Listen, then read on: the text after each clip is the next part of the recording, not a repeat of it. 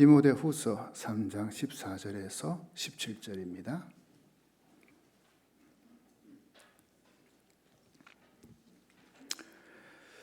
은혜 받으실 하나님 말씀은 디모데후서 3장 14절에서 17절 제가 읽겠습니다.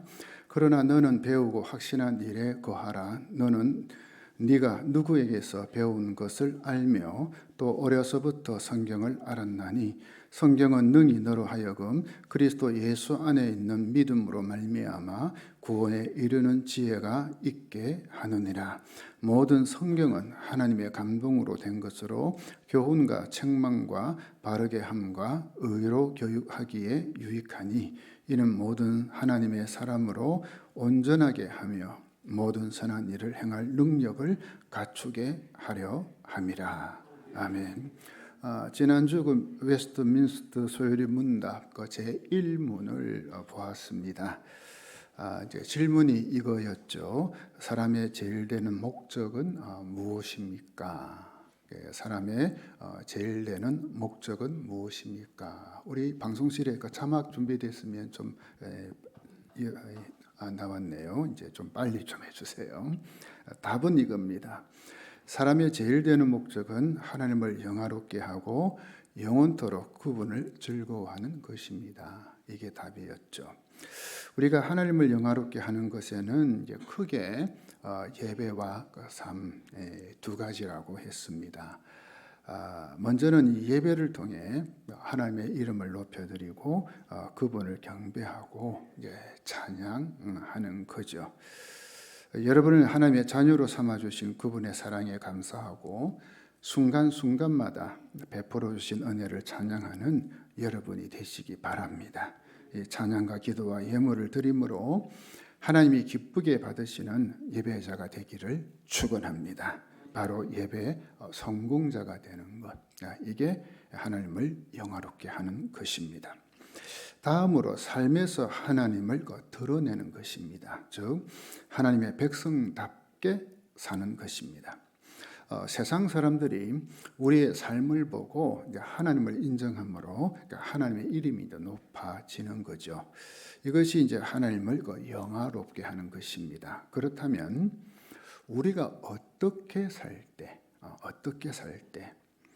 하나님의 백성답게 사는 것이고 또 하나님을 영화롭게 하는 삶이 되는 것일까? 이 세상 법 잘 지키고 도덕과 윤리 잘 지키며 살면 되는가? 아니겠죠. 이 웨스트민스터 소요리 문답 제2문을 보면 이 문제를 해결할 수 있는 답을 제시하고 있습니다. 하나님은 우리로 하여금 하나님을 영화롭게 하고 즐거워하도록 지도하시기 위하여 어떤 규칙을 주셨습니까? 자, 답은 우리 같이 읽도록 합니다. 시작. 구약과 신약 성경에 있는 하나님의 말씀이 우리로 하여금 하나님을 영화롭게 하고 즐거워하도록 지도하시기 위한 유익한이 아니고 유일한 규칙입니다. 유일한 규칙입니다. 신구약 성경에 있는 하나님의 말씀이 하나님을 영화롭게 하고 그분을 즐거워하는 유일한 규칙이라 이 성경이 이분에서 알려주고 있죠.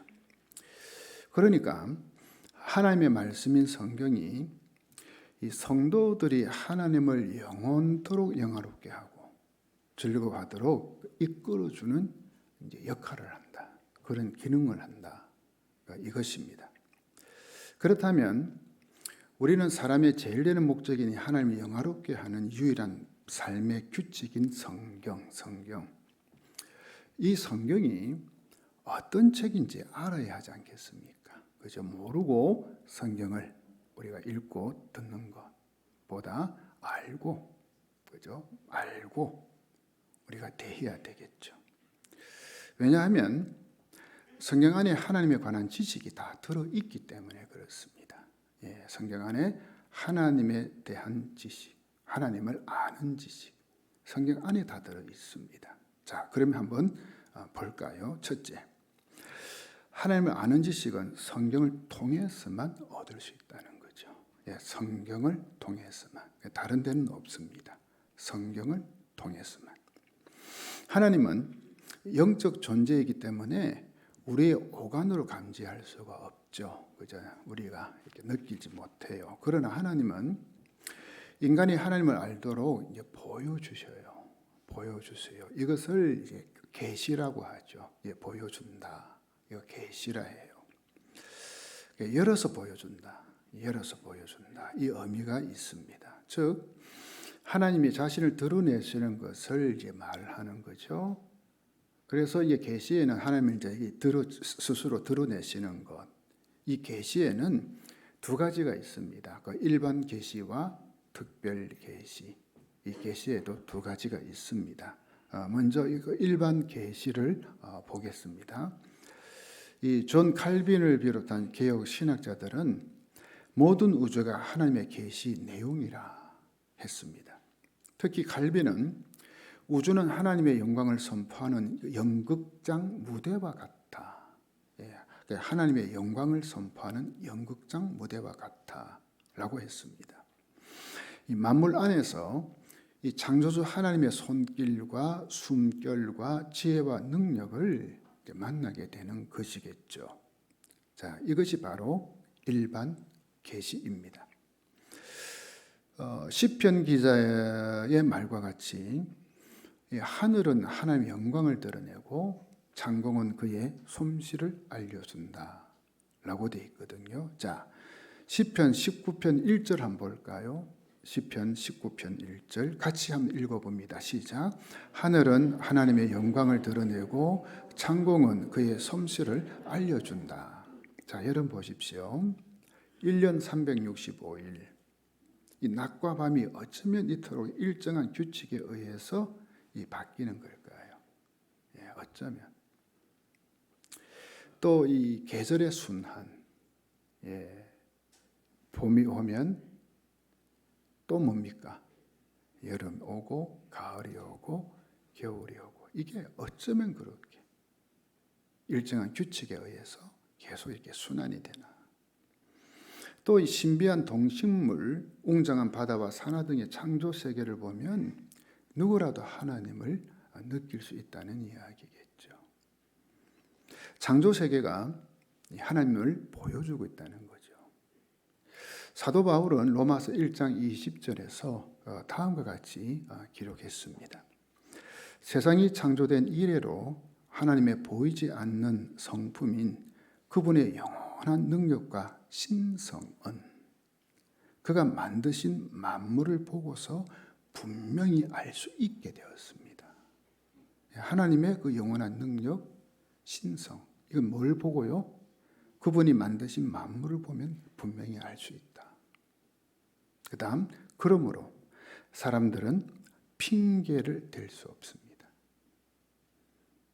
그리고 이 인류의 역사를 보면 인간에 의해 만들어져 가고 있는 것처럼 보이죠. 그죠? 뭐 어느 나라도 왕이 있고 대통령이 있고 등등. 그렇게 보이지만 눈에 보이지 않는 하나님의 손길이 개입되어 있음을 보게 됩니다. 우리가 성경을 보면은 그죠? 그 배후에 하나님의 손길. 그녀는 그 왕이 통치자가 하나님 믿든 안 믿든 하나님 배후에서 역사하신다는 거죠. 이 자연 만물과 인간 역사뿐만 아니라 하나님 형상으로 지음받은 피조물인 우리 인간 역시 하나님의 존재를 표현해 주는 이 계시의 통로가 됩니다. 가장 대표적인 게 우리 인간에게는 양심이 있습니다. 양심. 여러분에게 양심이 있습니까? 양심이 있어요? 어디에 있어요? 그래서 흔히들 이런 말을 하죠. 양심이 있어야지. 그죠? 양심. 그 양심이에요. 로마서 2장 14절에서 15절입니다. 이런 까닭에 율법을 가지고 있지 않은 이방인들이, 쉽게 이야기하면 하나님 믿지 않는 사람들입니다. 이방인들이 본성에 따라서 율법이 요구하는 대로 행하였다면 본성, 하나님 주신 그 본성이 있어요. 그것에 따라 자기도 모르게 하는 말씀을 지키더라는 거죠. 말씀대로 살더라는 거죠. 행하였다면. 그 다음 보세요. 그 사람은 율법을 가지고 있지 않지만 자신이 자기의 율법이 되는 것입니다. 이런 사람들은 율법이 요구하는 것이 그들 마음속에 새겨져 있는 것을 보여주며, 그냥 인간의 이 마음속에, 양심 속에 하는 말씀이 새겨져 있다는 거예요. 그렇죠? 그 다음 그들의 양심이 그것을 증언하고 그들의 생각이 그들의 잘못을 고소하기도 하며 그들 자신을 변명하기도 합니다. 자, 정리해 봅니다. 인간에겐 본성이 있어요. 그 본성은 인간을 창조하신 하나님으로부터 받은 것이겠죠.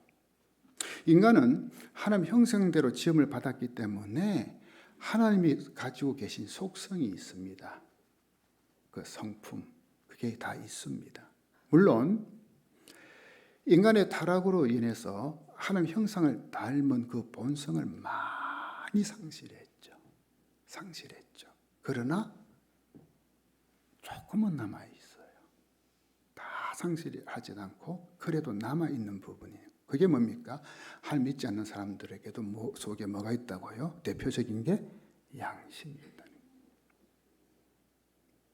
그러다 보니 자신도 모르게 율법적 하나님의 말씀이 요구하는 대로 자기도 모르게 행동하는 거예요. 행하는 거예요.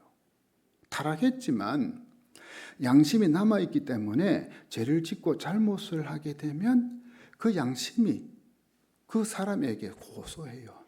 너 그 짓 하면 안 되지. 너 그 나쁜 짓이야. 나쁜 사람이야. 양심이 고소를 하는 게 스스로 본인에게.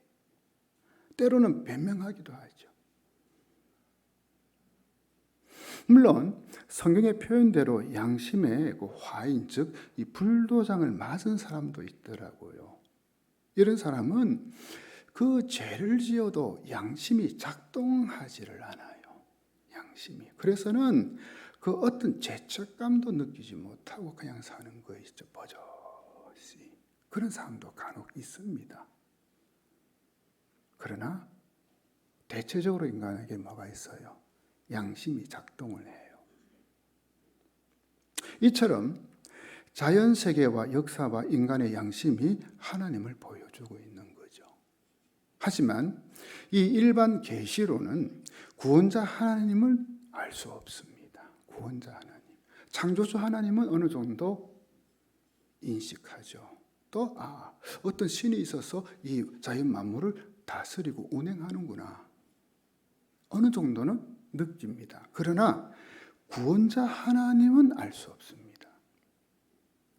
하나님의 아들이신 예수님이 이 죄인을 위해 십자가에 못 박혀 죽으셨다는 사실은 이 자연과 역사와 양심을 자세히 살펴봐도 드러나지 않습니다. 거기에는 없습니다. 그래서 일반 계시는 하나님 아는 지식에 충분하지 않다는 거예요. 하나님 아는 지식에 충분하지 않다. 자, 이제 둘째 특별 계시 보죠. 일반 계시가 하나님에 관해서 알려주고는 있지만 일반 계시만으로는 하나님에 관한 지식을 온전히 세울 수가 없다고 했죠. 그죠? 특히 아담의 타락 이후 부패한 인간의 상태에서는 구원에 이르는 하나님 아는 지식을 소유할 수 없게 되어 있습니다. 즉 자연 만물이 던져주는 하나님에 관한 계시들은 타락한 인간의 왜곡된 반응들로 인해서 이 참된 하나님을 아는 지식에 이르지 못하고 있다는 이야기입니다. 자, 이처럼 불행한 상황에 처한 인류에게 해결책으로 주어진 게 뭐냐? 특별 계시라는 거예요. 한번 따라해 볼까요? 특별 계시. 그렇다 이 특별 계시가 뭐냐? 바로 성경입니다.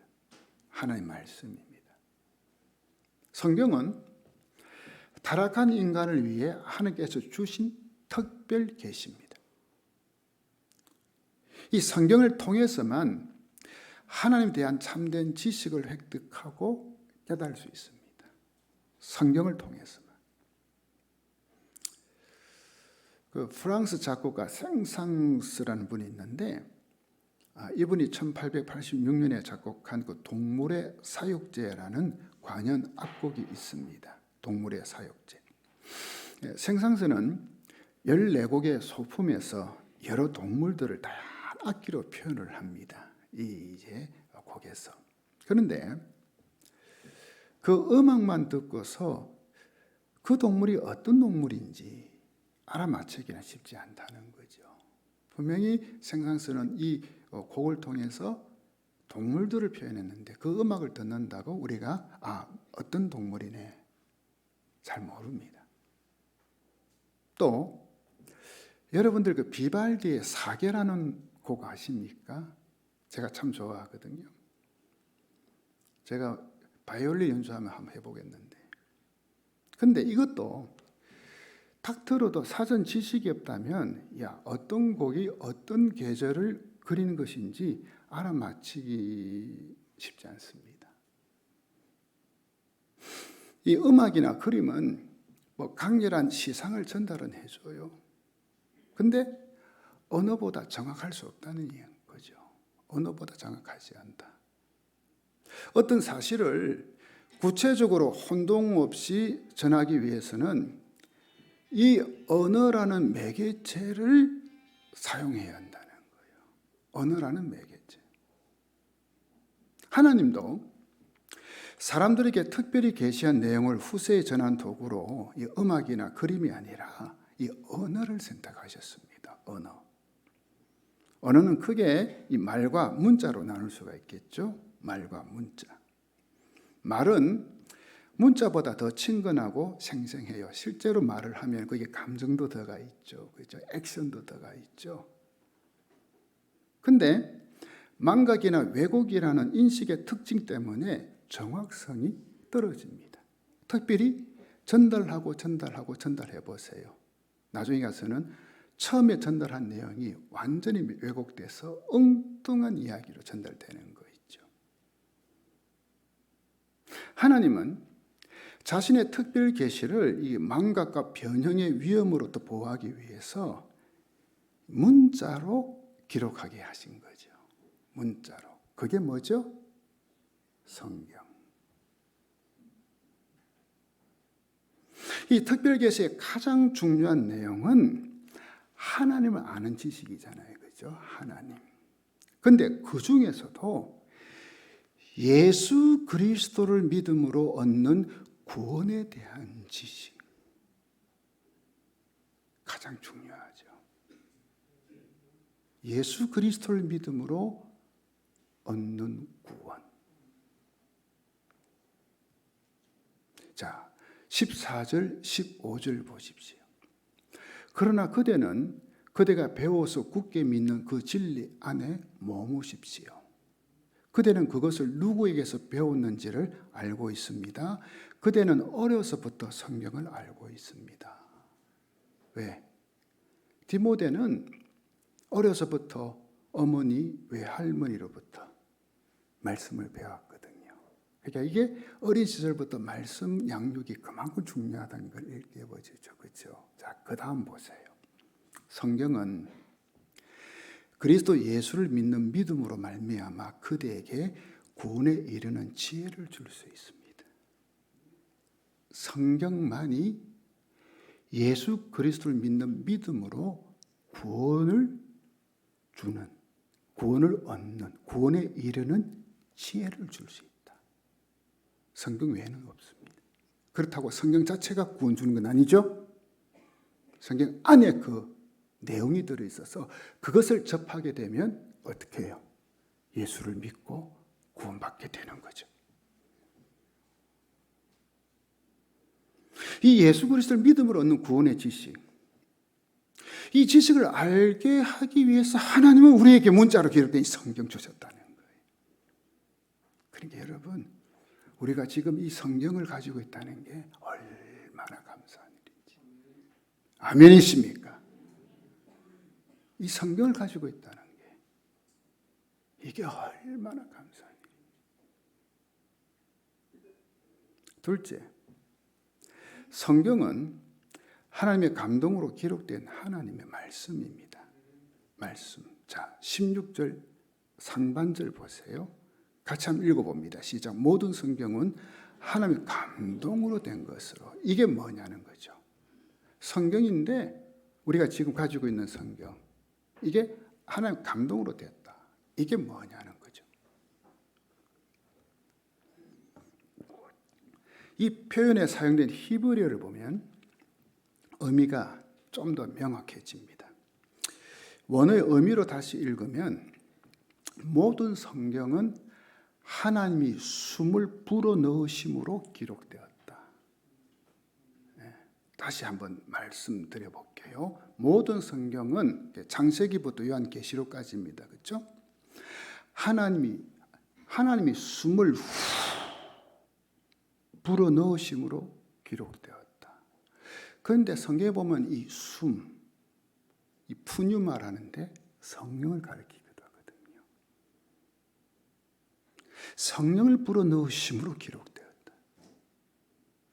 즉 성경은 하나님 직접 성경 저자들에게 하나님의 그 뜻, 생각, 사상 이 모든 것을 집어넣어서 기록하게 했다는 거예요. 자, 이것은 결국 성경의 기원이 하나님께 다 있다는 사실을 말해주고 있죠. 여러분 성경이 몇 권인 줄 아세요? 예? 예, 구약은 몇 권인가요? 신약은요? 꼭 유치원 공부하는 것 같아요.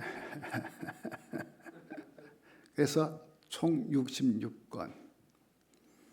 또 성경의 저자는 몇 명쯤 되는지 아세요? 네? 네. 정확하게 몰라요, 솔직히.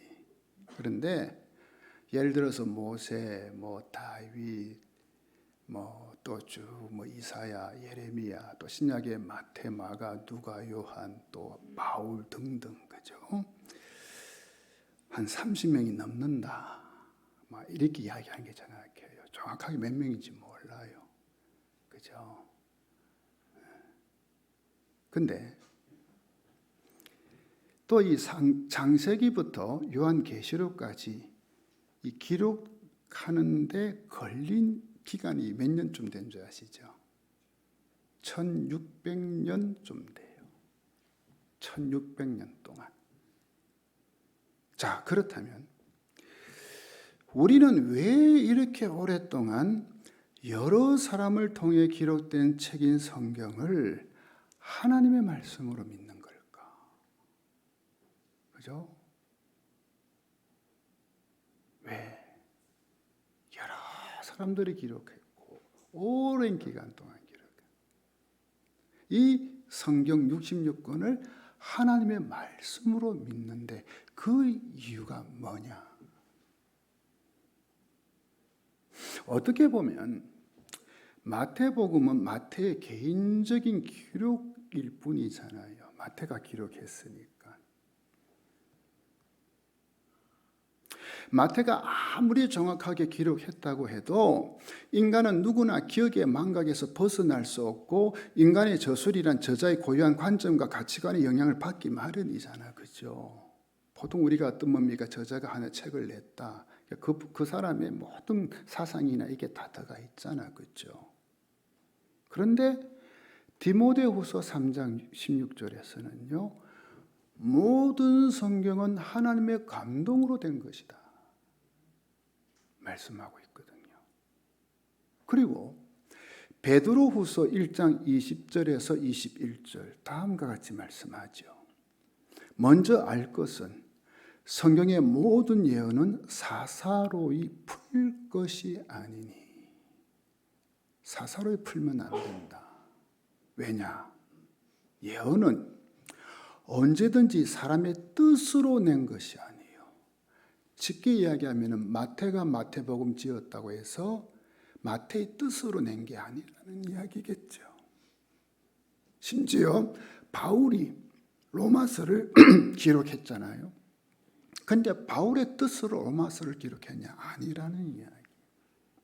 그 다음 보세요. 오직 성령의 감동하심을 받은 사람들이 하나님께 받아 말한 것입니다.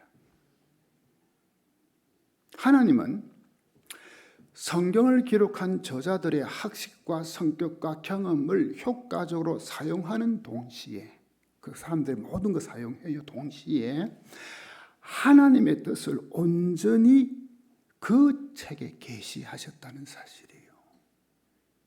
따라서 성경에는 문체와 의의 및 논리 전개 방법 등을 통해 저자들의 특성이 나타납니다. 보면은 다 달라요, 문체가. 그렇지만 동시에 하나님의 뜻이 반영된 통일성이 새겨져 있다는 거예요. 다시 말하면 성경은 100% 사람이 기록하였고 또 100% 하나님의 영감으로 기록되었습니다. 이것을 유기적 영감이라 해요. 유기적 영감. 그래서 성경의 최종 저자는 하나님이십니다. 믿으시면 아멘 하시기 바랍니다. 다시 말씀드립니다. 성경의 저자들은 마치 로봇처럼 기계적으로 성경을 기록하지 않았습니다. 이걸 기계적 영감이라 하죠. 그렇게 기록하지 않았습니다. 하나님의 뜻과는 무관하게 자신의 독립적인 역할 수행을 통하여 기록하지도 않았고요. 하나님의 감동으로 기록했다는 것은 하나님께서 저자의 스타일이나 지식 정도, 인생의 배경 등을 그대로 사용하셨지만 그들을 모든 죄의 영향에서 보호하시고 오직 하나님의 뜻이 온전히 계시될 수 있도록 성경 기록 과정 속에서 성령께서 역사하셨다는 거예요. 그게 하나님의 감동으로 기록했다. 왜? 우리 인간은 다 죄인이잖아요. 죄성이 있잖아요. 그런데 그 성경을 기록할 적에 성령께서 그 모든 것들을 딱 차단시켜서 전적으로 하나님의 뜻만을 기록하도록 했다는 거예요. 그렇기에 우리가 하나님의 말씀을 읽고 듣고 배울 때에도 역시 성령의 감동이 있어야 합니다. 이것을 성령의 조명이라고 하죠. 우리가 말씀을 읽고 듣고 배울 때 성령께서 이 빛을 비춰주시면 그 말씀이 무슨 뜻인지, 나에게 주시는 그 의미가 무엇인지 이것을 깨닫고 감동을 받게 되는 겁니다. 감동을. 그럴 때 우리의 인격과 삶의 변화가 일어납니다. 히브리서 4장 12절에서 13절 말씀 보십시오. 하나님의 말씀은 살아있고 힘이 있어서 어떤 양날 칼보다도 더 날카롭습니다. 그래서 사람 속을 꿰뚫어 혼과 영을 갈라내고 관절과 골수를 갈라놓기까지 하며 마음에 품은 생각과 의도를 밝혀냅니다.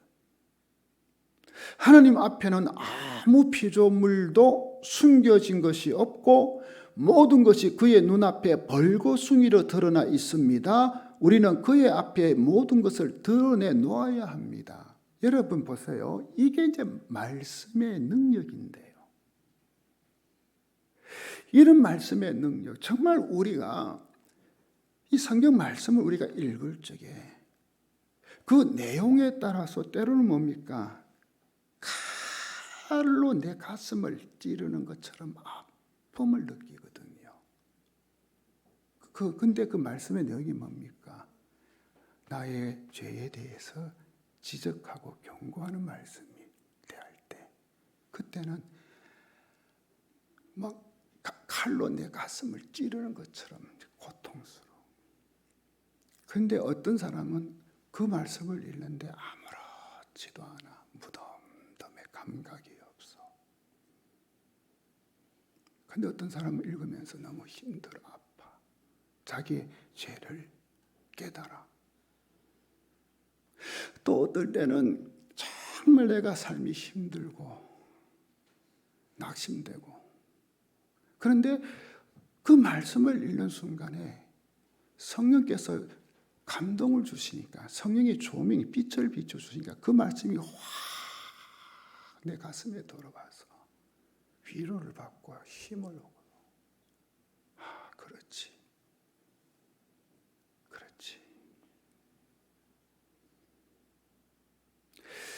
이런 역사가 일어나는 거. 성령의 조명을 받으면 일어나는 거예요. 우리가 하는 말씀 대할 때. 그런데 우리가 이 성경 말씀을 대할 때 이 성령의 조명이 없으면, 다르게 표현하면 성령의 감동이 없이 그냥 읽으면 그냥 성경 지식만 삼는 거예요. 그래서 나는 영적으로 머리만 가분수가 돼가지고, 그러면 신앙이 이상하게 흘러. 그 성경 많이 읽는다고 해서, 성령의 조명 없이 성경 아무리 많이 읽는다고 해서 그 사람의 인격과 삶의 변화가 일어나냐? No. 오히려 교만해져. 왜? 아는 건 있으니까. 다른 사람의 잘못된 것만 자꾸 눈에 보여. 비판만 해. 정죄만 해. 그런데 성령의 감동을 받고 성령의 조명이 있으면 말씀을 대할 때 자기를 봐. 나를 보게 돼. 그러니 하늘 앞에서 엎드리는 거예요. 내가 이런 죄인이구나. 또 정말 삶이 힘들 때는 그 말씀을 통해서 위로를 받고 힘을 얻는 거예요. 소망을 가지는 거예요.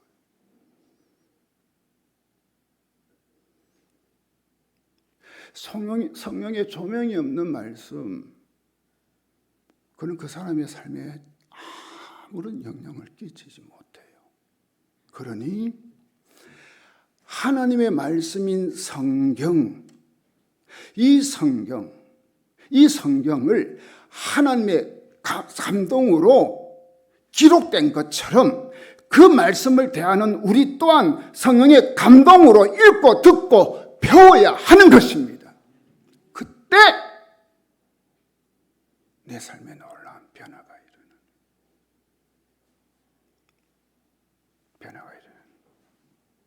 이게 말씀. 셋째, 성경은 삶의 유일한 규칙입니다. 16절 하반절, 교훈과 책망과 바르게 함과 의로 교육하기에 유익하니.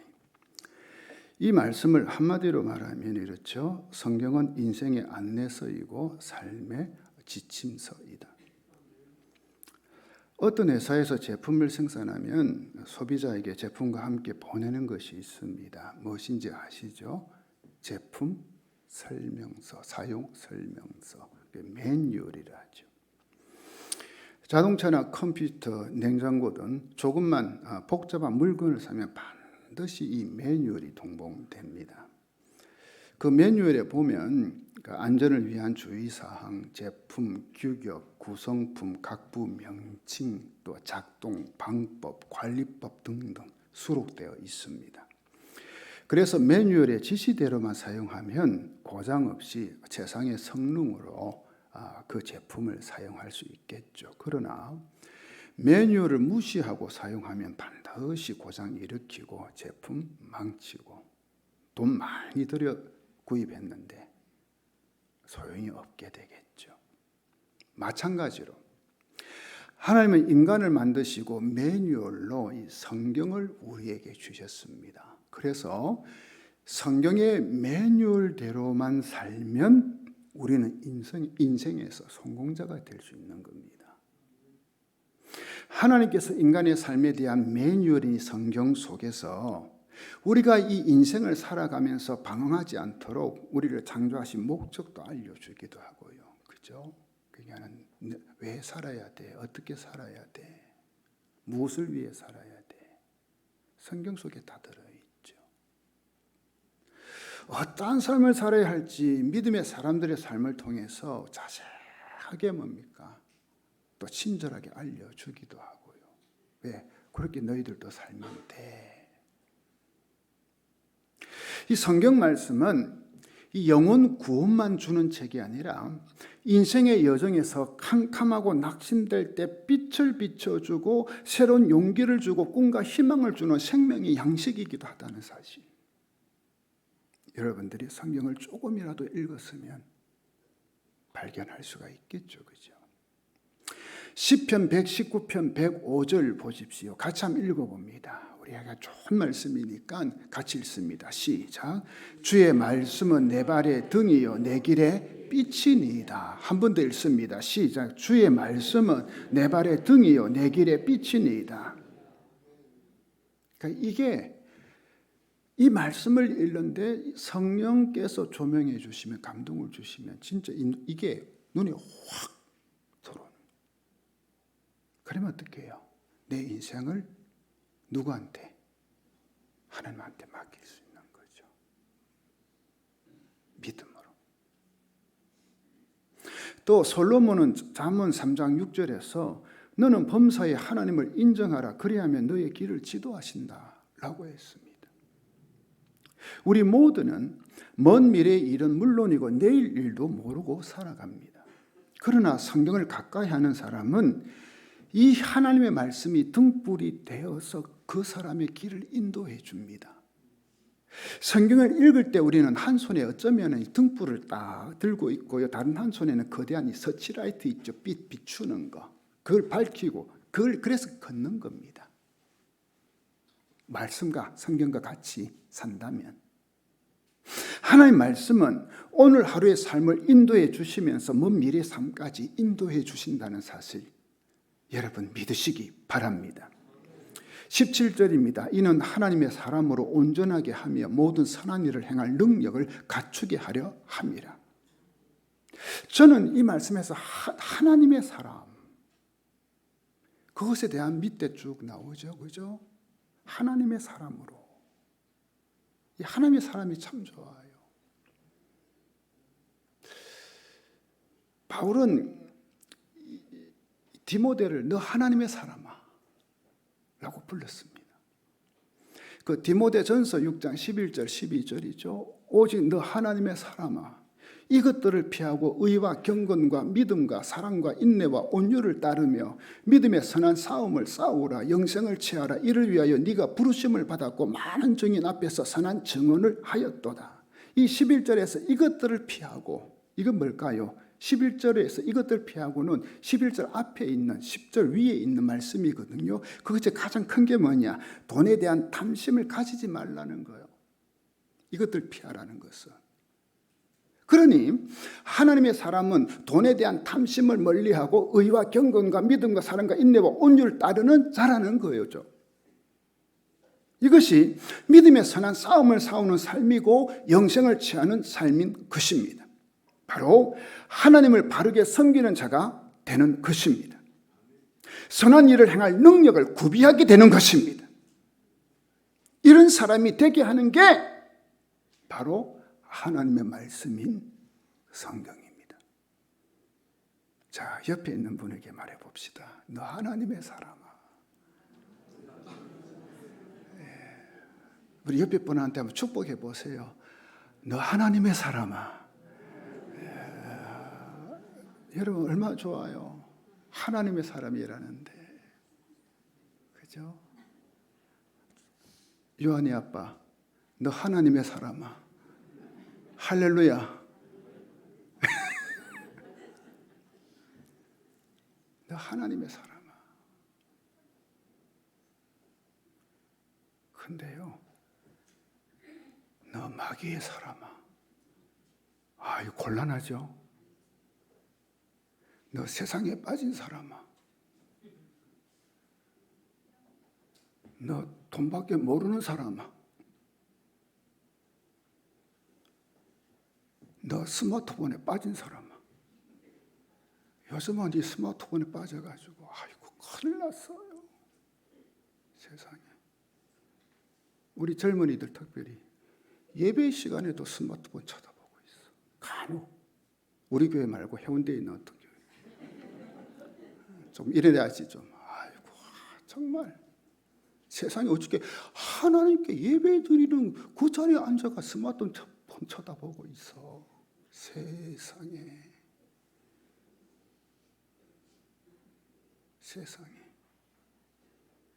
진짜 말세요.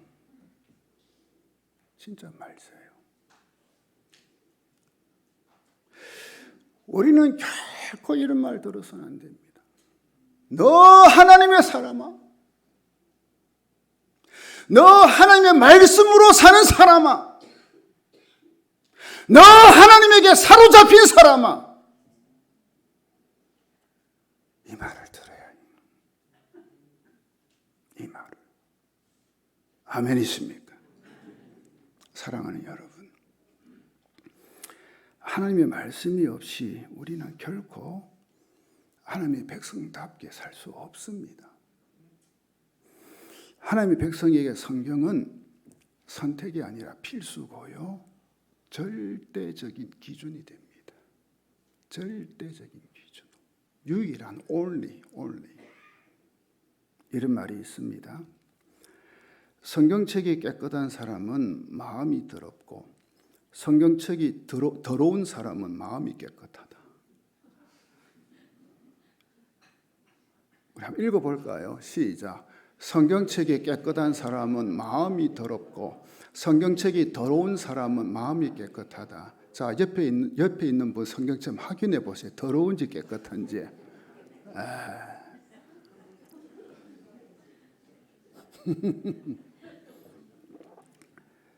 웃는 사람은 회개할지어다.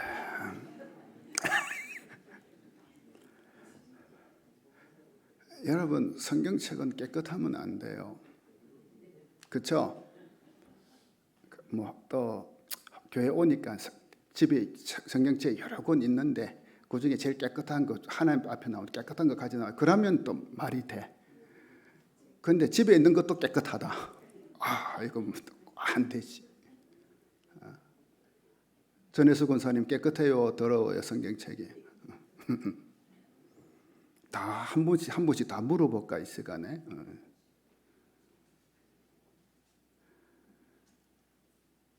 성경책은 깨끗하면 안 돼요. 말이 좀 표현이 그런데 더러워야 돼요. 왜? 하도 많이 읽었어. 하도 많이 가까이 했어. 때로는 성경 펼쳐놓고 성경 읽다가 너무 감격했어. 때로는 너무 마음이 찔려서 눈물을 뚝뚝 흘린 자국이 성경책에 있어야 돼. 그래서 더러워야 돼요. 하도 많이 딛겨서 손으로 딛겨서 손때가 묻어야 돼요. 다윗은 하나님의 말씀을 다음과 같이 표현했습니다. 시편 19편 9절 10절 같이 한번 읽어봅니다. 주님의 말씀은 티없이 맑아서 영원토록 견고히 서 있으며 주님의 법규는 참되어서 한결같이 바르다. 주님의 교훈은 금보다 순금보다 더 탐스럽고 꿀보다 송이꿀보다 더 달콤하다.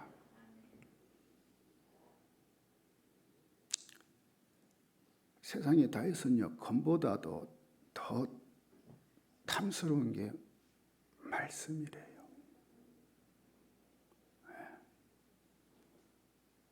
그리고 꿀보다도 말씀이 더 달콤하대요.